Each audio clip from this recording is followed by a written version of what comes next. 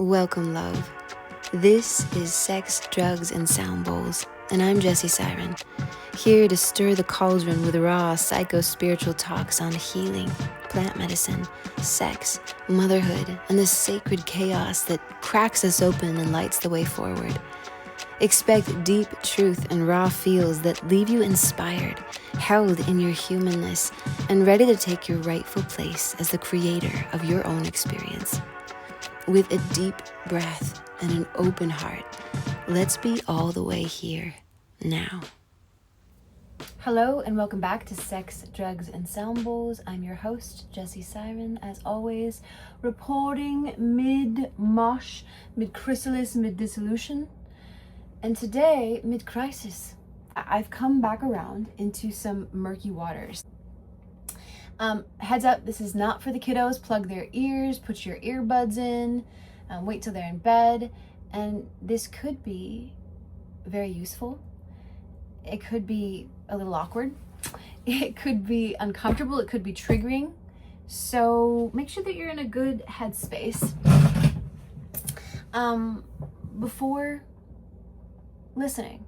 And I feel awkward and tender and nervous to share this stuff, but it's stuff that I wish someone was sharing with me as I was navigating healing from sexual trauma of my own. And so I'm showing up here. I keep thinking, like, I just keep pushing this episode back and back and back. So I'm just here, and I'm just gonna let it all out. And it might be messy. I might have to cut it, but I'm gonna try. Let's try. I'm gonna dive right in because I don't know how much time I have before the kids come running in. But something, a friend once described this to me as the spiral dance. Like when it feels like we're coming back around and meeting ourselves in these old, sticky, stagnant, habitual, patterned ways of being, we're not just stuck in a loop, right? It's a spiral. Every time we come back around to it, we've learned a little more, we have a little more wisdom integrated, and we're able to navigate those murky waters, hopefully, ideally, a little more gracefully. So, where am I now? The experience I'm having now is noticing that there are certain places still in my body after decades of work in releasing fear and trauma from these tissues, from these cells, that I still feel triggered when I'm touched. And this one is kind of weird, and it's not very sexy. It's actually really sad. Whenever Matt kisses me on my forehead or my cheeks, I get really fucking angry. So we can be having like a really tender moment, post orgasm, laying in bed together, and if he moves to kiss me on the cheek or kisses me on the cheek, I'm like boiling inside. I'm like, I could like throw up. And it's been a while since I felt anything like that residual energy in my body, and it kind of caught me off guard, and I almost kept it in, but I told him, I was like, hey, I'm working through this thing. And at first he was like, oh, and then I reminded him, I was like, but do you remember, what was it? Do you remember 7 years ago, 6 years ago, when I couldn't be touched on my thighs and I couldn't be kissed and you couldn't breathe on me, and every time we had sex, it was like an hour of me just sobbing or saying no and then yes and no before we could actually like do the thing. And he was like, oh, yeah. And I was like, so I'm gonna navigate this. I'm gonna release it. It's gonna move. But just right now, it's there and it's showing up and it's showing me something. So the first thing I want to talk about is a few of the things that brought this somatic awareness, this awareness of trauma held in my body. Oh, I can feel the emotions coming up even as I reflect on the things that I want to share here. What wants being said? What wants to be said? What wants to be shared that is in my highest good and the highest good of all? What stories here can be alchemized into usable wisdom, can be used to help others to feel not alone, to feel connected, to feel the invisible strings of love that are always weaving us together. Even in the things that feel so bad, we feel like we couldn't be possibly be met here in this shadowland. No one could meet us here. Those are the things I want to share. So the first one was yoga. And I think I was 17 when I went to my first class with my beloved. Oh, I mean, she's been so many things to me through the ages. She was my first yoga teacher, and then I called her my yoga mom, as she took me under her wing and taught me her ways and just loved me. And then she was my dear friend, and now she's my soul sister, and still all of those things too all at once. Multi-dimensional relationship. But the first time I went to her class, it was a hot yoga class, and I remember at the end I was in a Baddha Konasana, so you're laying down with your feet together and your knees open wide. It kind of looks like a diamond shape. And she had come over after teaching this beautiful class that just had wrung me out. I never did sports, so I hadn't had many experiences of like really working and moving my body. I should say also how I ended up there. I was working at a restaurant in Issaquah, and Karina's husband at the time, he was at the bar having a beverage, and I was serving him some appetizers, and he had said something like, "Why do you walk like you're stomping on the faces of people you hate?" And I was like, I mean, me at 16 or 17, just like, I couldn't even touch my toes. I could make it like halfway to my knees. My body was so rigid and tight, and my shoulders shrugged, and my gaze always turned down. And he said, "Come to yoga." And so I ended up going with a dear friend, Cedar, ended up bringing me to my first class. And at the end of this class, Karina put her hands on my thighs. She just like a very light touch. And she kind of just moved from like mid-thigh out towards my knees. And I was there right at the end of class, eyes closed. Everybody's just like dripping sweat.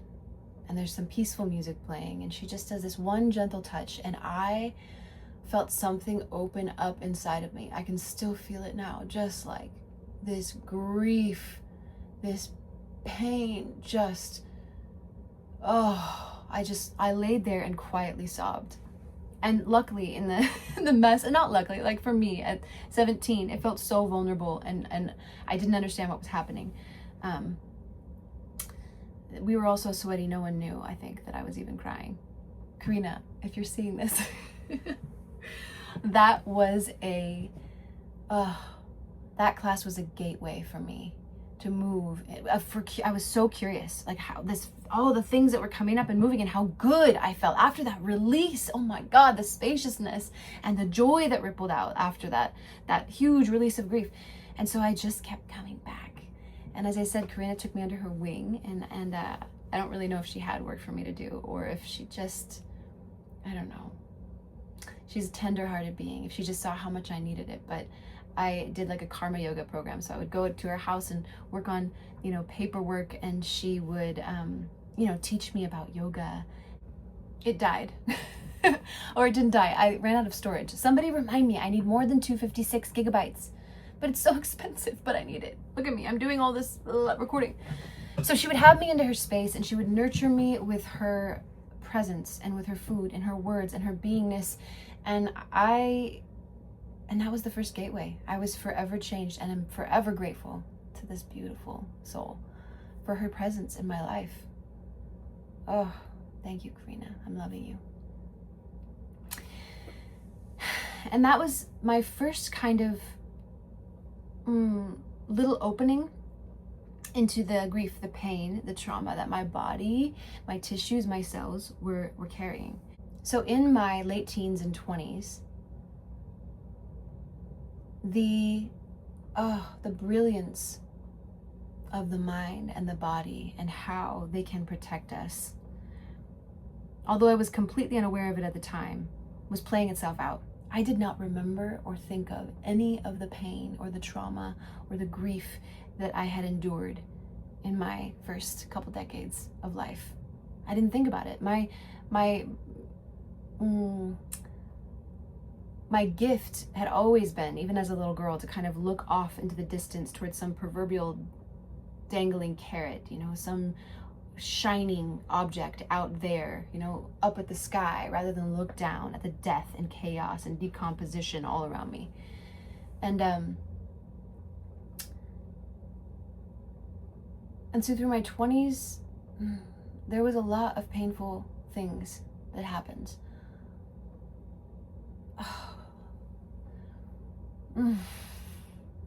The second gateway for me was getting into a relationship with Matt. It was the first time that I had really felt safe with anybody. Even when we were just friends doing music together, he was such a gentleman.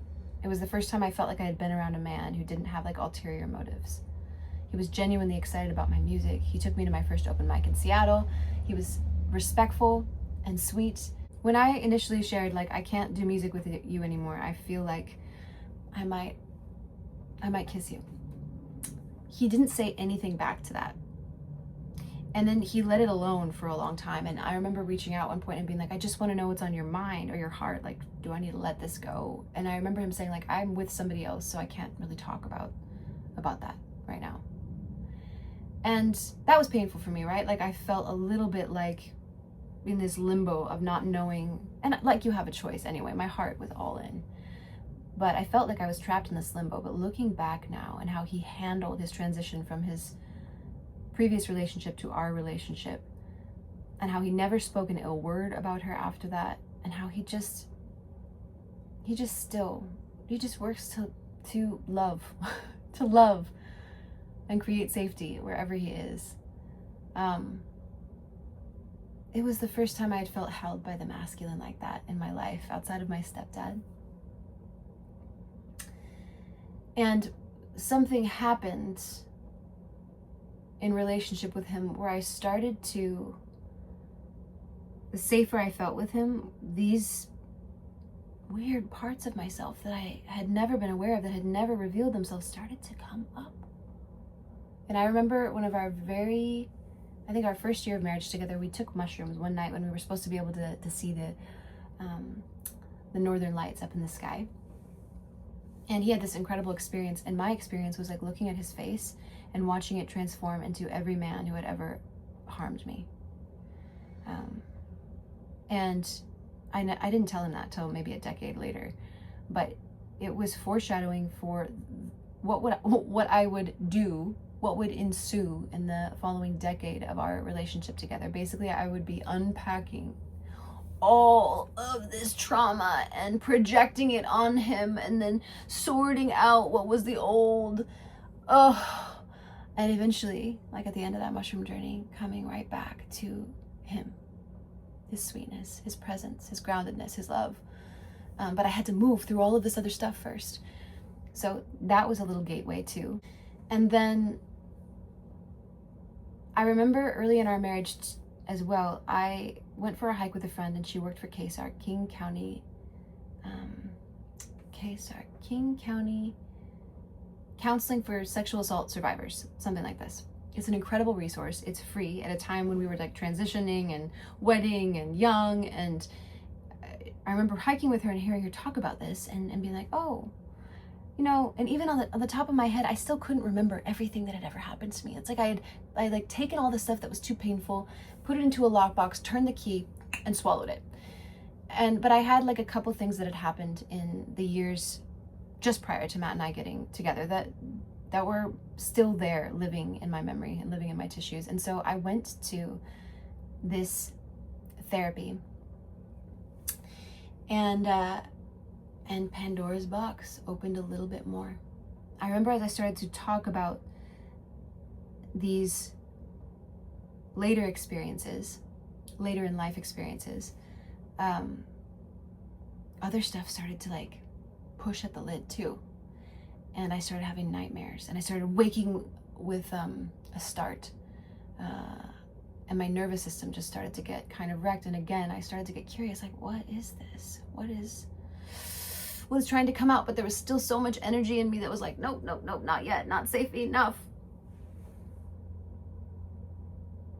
And so in that therapy, God bless the woman who was helping me, but she was only hearing my side of the story. And I remember her encouraging me to actually leave Matt. Like he sounded like not that great of a guy, like I should leave him. And again, I was in my era of projecting all of the harm that had ever happened to me, throwing it onto Matt. he could do. I mean, I was seeing through these projector eyes, right? The movie of my past playing right behind them. And I couldn't even see him. And everything he did, I interpreted as a threat. And so that was the story I was telling. And that was the story she was hearing. And she encouraged me to leave him. And I'm so glad that I didn't. And I also remember, I thought I couldn't get pregnant. I'd never been super safe with sex, and I just had never even had a scare. And I remember I just finished up my K-SARC counseling sessions, and Matt and I sat down and had a conversation like, you know, let's wait to have kids. Let's give ourselves a couple years to play around. And a week later, I found out I was pregnant. And I just knew, I knew then and I know now that it was like I had unraveled some of this tension in my body and I had made a little space for new life.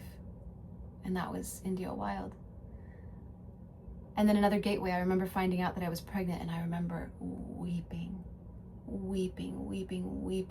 calling my mom. And they weren't tears of joy, they were tears of terror. Like, what if it's a girl? That's what I thought. What if it's a girl?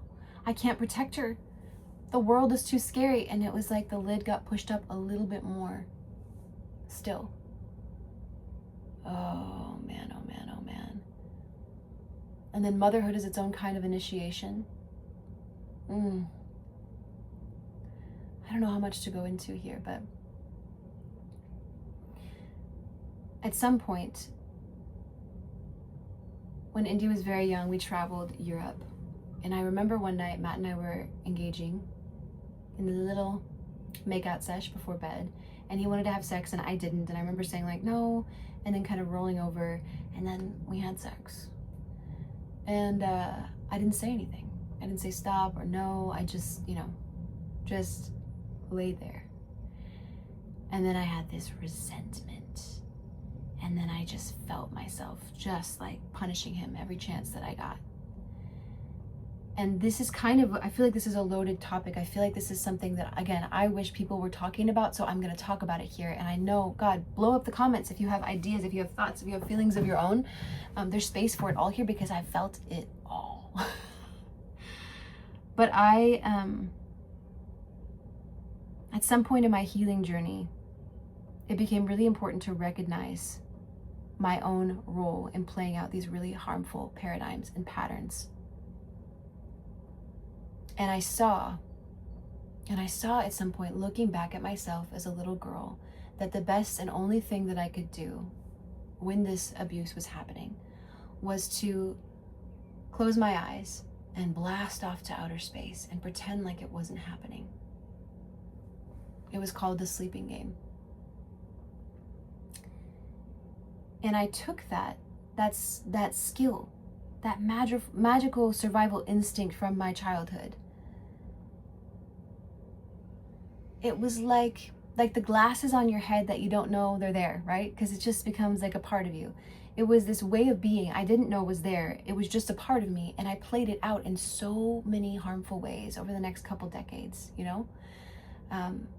If something was uncomfortable or felt unsafe, my programming was set to don't make this a problem. Don't stir the waters. Don't make anybody feel bad. Just lay here until it's over. And so this played out through my abuse with my dad in my childhood. This played out with a teacher when I was also very young.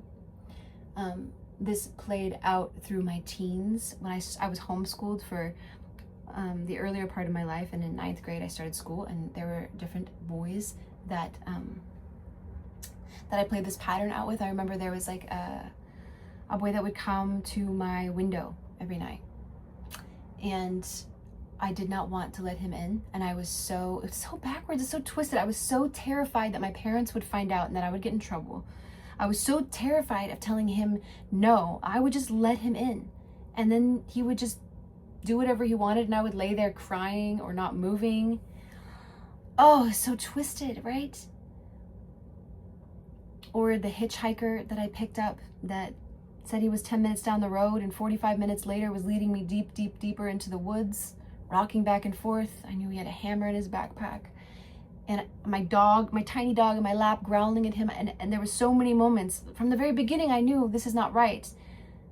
I don't want to be in the car with him. I don't even want to give him a ride, but it was overriding my sense.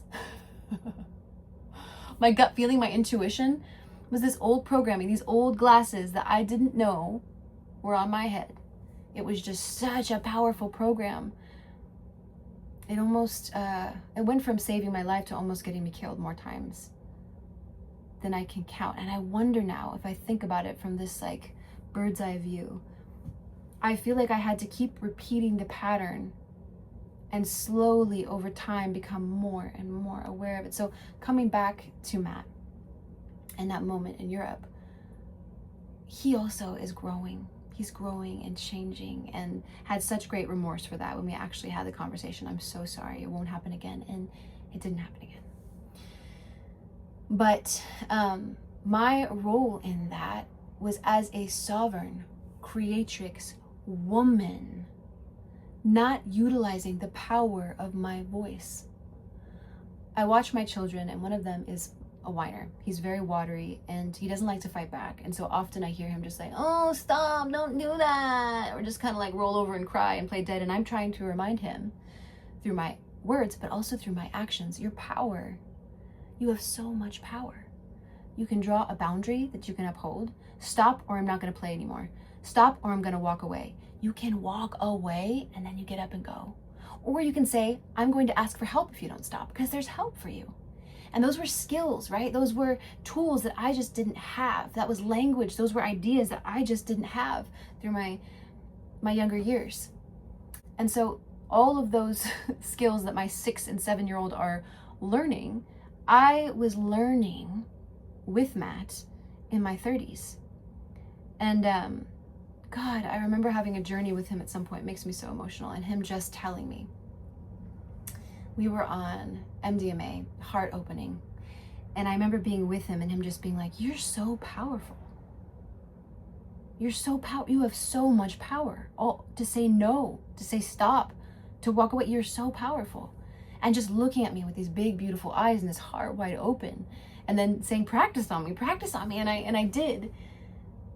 And it stuck with me, and it opened me up to a part of myself that I hadn't been aware of previously. And so this is kind of, this is how it is. This healing, this opening, this journey wasn't linear. And so this podcast episode won't be linear. And I hope that there are crumbs in here for you, or I hope there are little moments where you feel seen or understood or heard, or like you're not alone.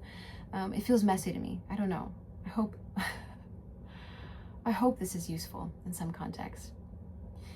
And so all throughout my late teens and my 20s and my 30s, there were these little like moments playing in the back of my mind. I didn't even know they were there. Just like the glasses on my head, just like the programming that said, play dead, wait till it's over. Don't stir up the waters. There were these little vignettes playing in the back, and they'd been playing there for so long that I didn't even notice them. They just were like a background song or music that was always on. And like 1, I'm standing in the yard looking up at a plane. 2, I am sitting next to, 2, I'm in front of the chalkboard with a teacher. 3, on and on, right? Well, for me, it turns out these tiny vignettes, and I don't know when I started to wake up to them. I think when I started to get still, when I started to sit with myself. Maybe it was through Vipassana, a beautiful, amazing resource for anybody and everybody. It's a 10-day silent meditation, 11 days in total. It is 100% donation based, and if you don't have funds to donate, you can donate. You don't have to donate at all, but it's encouraged that you come back maybe and work in the kitchens or work holding space. I've done all those things. I've gone back and back and back. It's so beautiful. It's been one of the richest experiences of my life. But when I started to get quiet and sit with myself, I started to notice the programs that were running on autopilot, these old vignettes or movies or scripts that were playing in the background. And as I started to notice them, they started to come alive, they started to come forward. And every single one of those little moments, I think in some cultures we call it soul retrieval, places where our souls get stuck. it felt like, I'll just speak from my own experience, it felt like little parts of myself were stuck in these moments because they were right after something traumatic happened. So each of those little stories that was playing had something to tell me about myself and the burden that my body had been carrying, had bore for me, so that I didn't have to remember things that I wasn't ready to remember when they would have crushed me. Crushed me in a way where I wouldn't have wanted to be here. Because even when I was grounded and resourced and the remembering started to come in and I was safe and loved, it still felt so overwhelming. It still felt like more than I could bear. Oh. And so something a little cheekier that I'll talk about here are kinks. And I am no sex expert, right? I'm like a curious puppy, okay? I'm just coming out into the world with like awareness of like, I have a body and it can feel good. It can feel amazing things and do amazing things, okay? So I'm there, but I'll share from my experience that also, when Matt and I were first married, I could not orgasm without having some kind of fantasy playing out in my head. Ugh. So again, just like the glasses on my head, just like the old program running on autopilot, just like the little vignettes playing in the background, these fantasies were running on autopilot, and they were like really the only sexual experiences I'd had. Oh, it's so crazy. Oh, so crazy. So, right, childhood and a sleeping game. And I remember like one of my formative experiences of intimacy, of like choosing someone, liking them and being with them, that we vacillated between being just friends and being lovers, and he would always like come over and stay the night, or I'd stay the night, and we'd be just friends. And then somewhere around 2 or 3 in the morning, you know, his hands would start to touch me, and I remember, God, it's like the setup is almost too good. It literally was replaying my childhood trauma out for me. I was so hooked, right? Like, what are we? Like, there's no boundaries. I don't know what's happening, you know? And then let's pretend like it didn't happen and move on and be friends. Like, it was literally just replaying the pattern of my childhood. And so,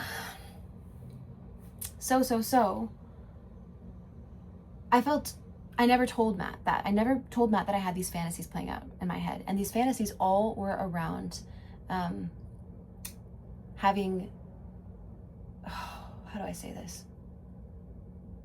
They were all essentially around rape, me being held down and having, they were all around abuse. So different things that had happened to me, those were the things I would fantasize about. That is how I would get off. And it felt really normal until I started to like pay attention and read more books and go to therapy and have babies, and then I was like, this is fucked up. I can't be in the room for this, and I want to be in the room. And again, just like the little vignettes playing in the background, I started to notice every single kink that I had, every little fantasy that I had, was also a place where my psyche or my soul was still stuck. And there was so much shame around it. I think I didn't talk to Matt about it for maybe like the first 6 or 7 years of our relationship. And when I did, we were both pretty shy sexually, but when I started to actually open up to him about it, we played with it in kind of a kinky way, and it kind of destigmatized it, and it kind of empowered me, and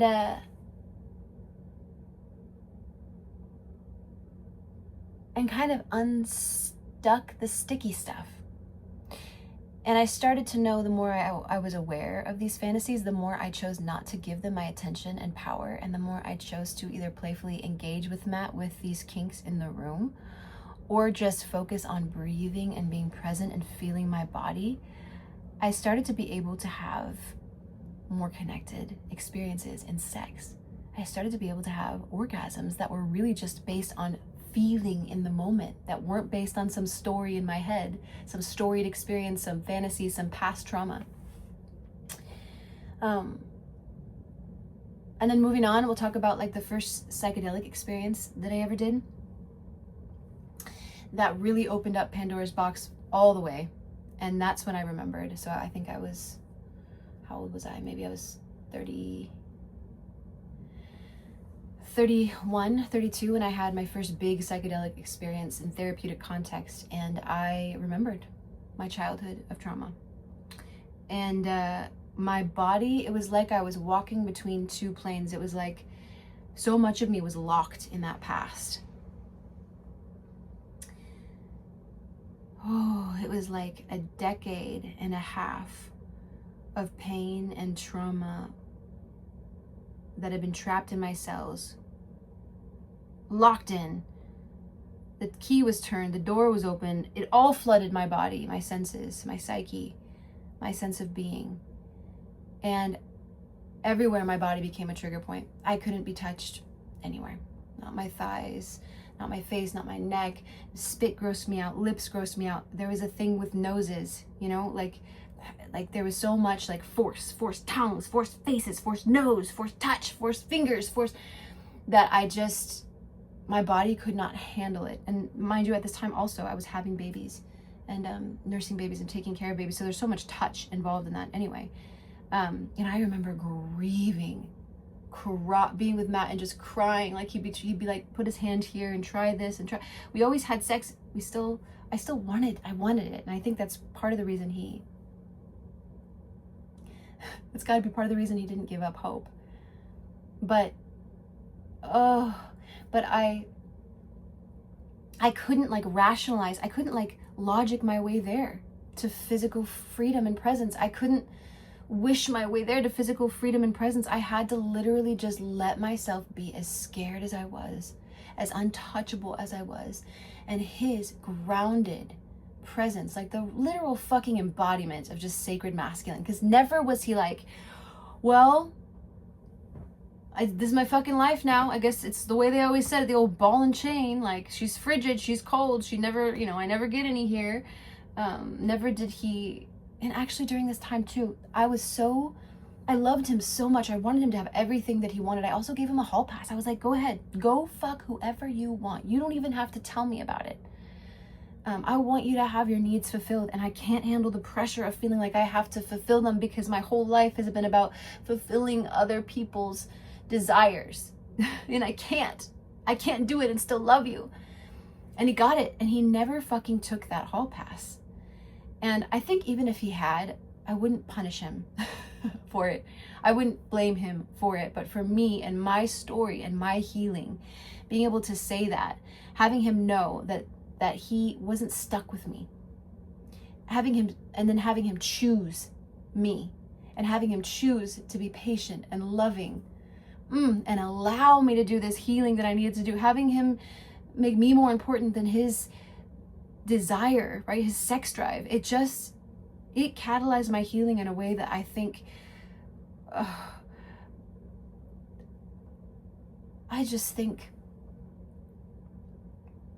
won't even say I think, that I just feel so fucking grateful for every day of my life. And this will be another podcast, but for all you gents out there, there are so many women that are holding so much pain, so much trauma in their bodies, not just from this lifetime, but from lifetimes and lifetimes and lifetimes. Epigenetics, baby, it's a thing. If you're not familiar with epigenetics, like there was a study I read years ago, and it was something like every time it was on mice, they put cheese out for the mice, and for the first generation they would release the smell of the cheese, and the mice would come and they would get the cheese. And so mice their prerogative is to go towards the smell of food, right? Second generation, every time the smell would come, they would shock the mice. And so then the mice learned to associate this good thing with this painful thing, right? The third generation, there was no shock, but every time the smell came, those mice would run and hide, and their heart rates would spike. And the generation following that as well, the same thing, right? So even though their prerogative was to move towards food, move towards nourishment, even though my prerogative was to move towards love and connection, the power of this epigenetic coding in me that was like, but it's fucking dangerous, you're gonna get crushed, you're gonna get burned on the fucking altar of love if you move towards it. Oh, I couldn't. And so for all of you men out there, I can't tell, it's so much more intuitive and nuanced than this, right? You can't let people treat you like shit. And I didn't treat Matt like shit. I could have treated him better. Maybe I did treat him like shit at some points. But never did he shame me or scold me or rush me. He just loved me. And it was like I was this little seed and he just fucking nurtured me, nourished me with his steadfastness, with his loyalty, with his love, with his praise. He was I was having all these babies growing and shrinking and growing and shrinking and just always, you're so sexy, you're so beautiful. It was like the sun and the rain and the soil for me, and I felt myself just blossoming. And if you ask him now, he will say it was so fucking worth the wait. Because I can't get enough of him now. Except when I'm luteal, you girls. If you know, you know. But our sex life has opened up in ways that I can't even, like the me that couldn't be touched, that just cried and wanted it so bad and felt like I could never have it because I couldn't think my way there and I couldn't push my way there and I couldn't will my way there. I wish maybe I was with her. Maybe like even through this speech right here, maybe it's rippling out through time and she feels it in her bones and body that it's coming for her. There's hope. There was so much terror in my body. Of course it was going to take time to ripple out. Of course it's still taking time to ripple out. So I'm here to normalize if you have weird fucking kinks. I like to think of kinks as if they are a literal kink in the energetic hose of your being, right? Places where you got a little sticky, you got a little stuck. And you kind of loop there and loop there and loop there. And this is where my kinks came from. And then I got to work out that kink by destigmatizing it, by re-empowering myself, by changing the trauma into usable wisdom. How do we do this? I'll come back to that. Destigmatize weird kink. Destigmatize taking your fucking time and putting your healing above somebody else's desire. Destigmatize what masculinity means. To be patient, to be loving, to be still, to be there. Not just what the patriarchy has like pushed us towards, right? This procreant urge. I want to destigmatize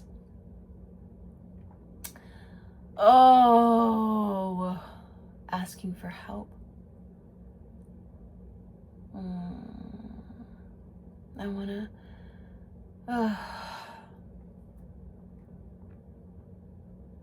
I want to say, like, you're worthy of healing. In the words of Mike Moon, you're worthy of healing. You're worthy of healing. And you don't have to do it alone.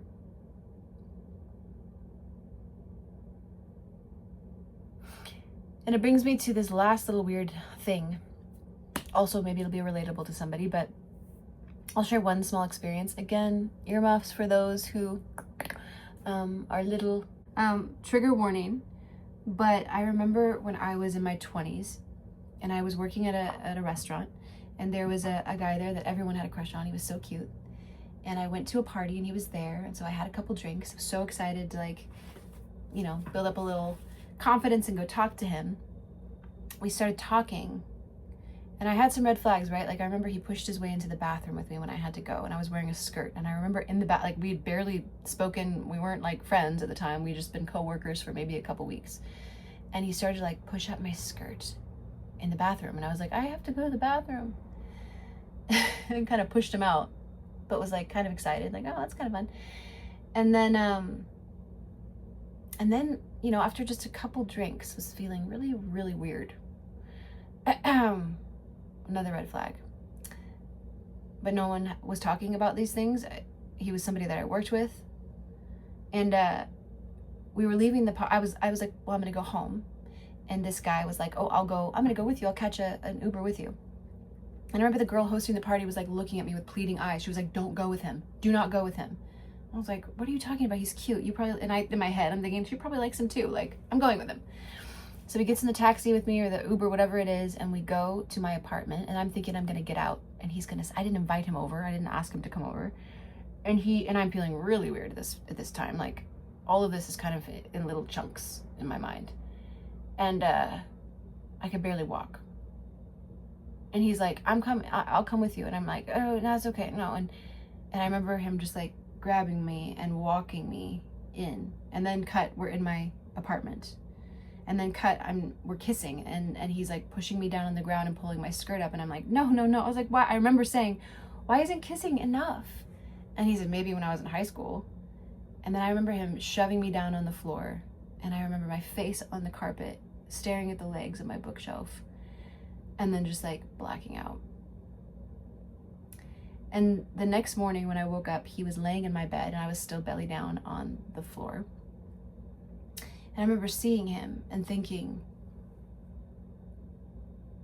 not even really thinking, like feeling so scared about what had happened, like I couldn't admit it to myself, and climbing on top of him and having sex with him.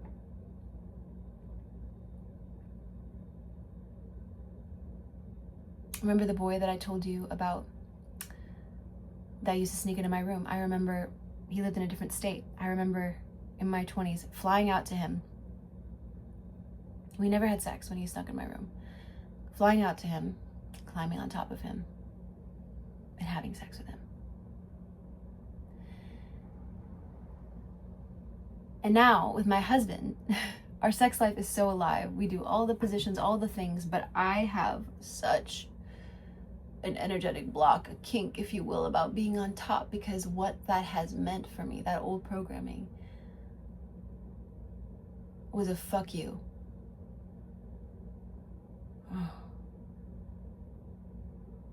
Was like I can't even explain. It was like a way for me to feel like nothing had been taken from me.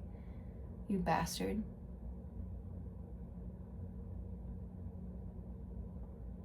And there's so much of a residue of it still that when I'm on top, I feel like I could collapse, a weakness. I could just like fall asleep. Like my body's like, ugh, remembering something.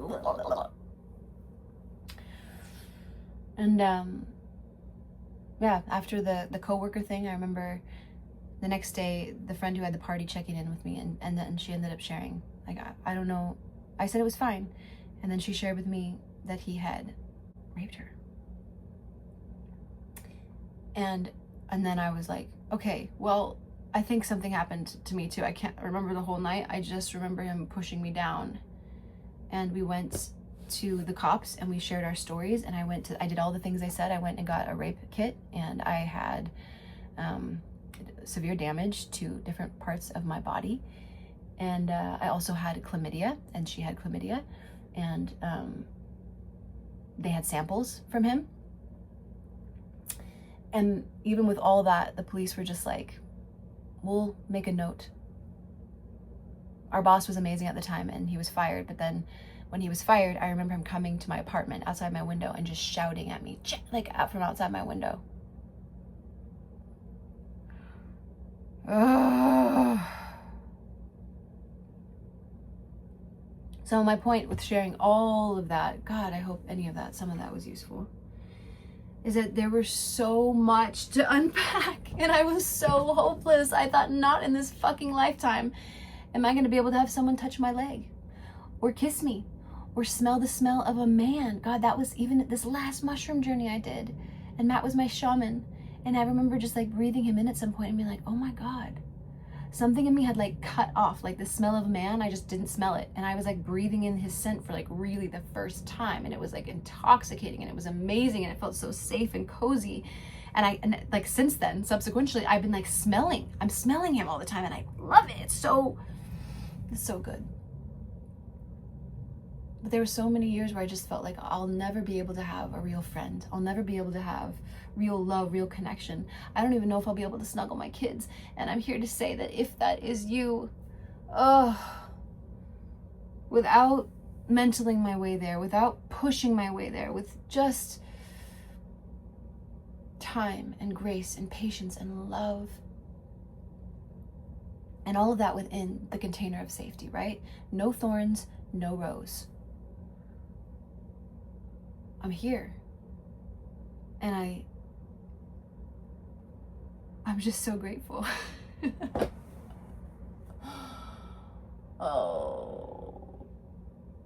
So, remember, your story, your healing, they matter more than you know.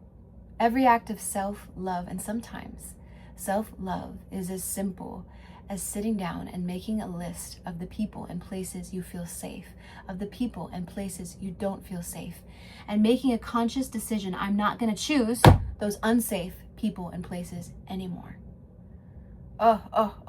Within those sacred boundaries, right? Within those thorns, there is safety for the energy of life to flow through you. When we are not safe, we are bent out of shape, we are kinked, we are contracted, we are contorted, and the energy of life, it just keeps bumping up against these little kinks, and we spin there, and just like a river that hits against, a rock wall or a log jam, kind of turns in on itself and might even become stagnant and stinky and poisoned. That happens to our energetic body. So safety first. Sometimes self-love is just choosing safety. From safety, openness. From openness, expansion, blossoming the rose. This expression of self-love is so powerful, it can't help but change everything and everyone it comes into contact with. I'm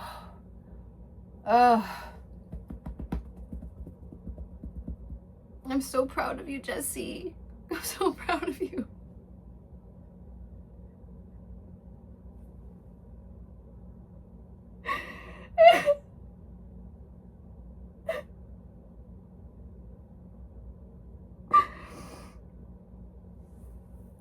I'm so grateful.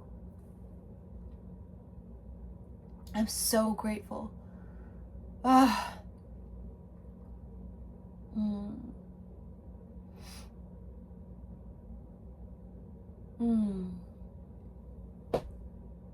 Love yourself.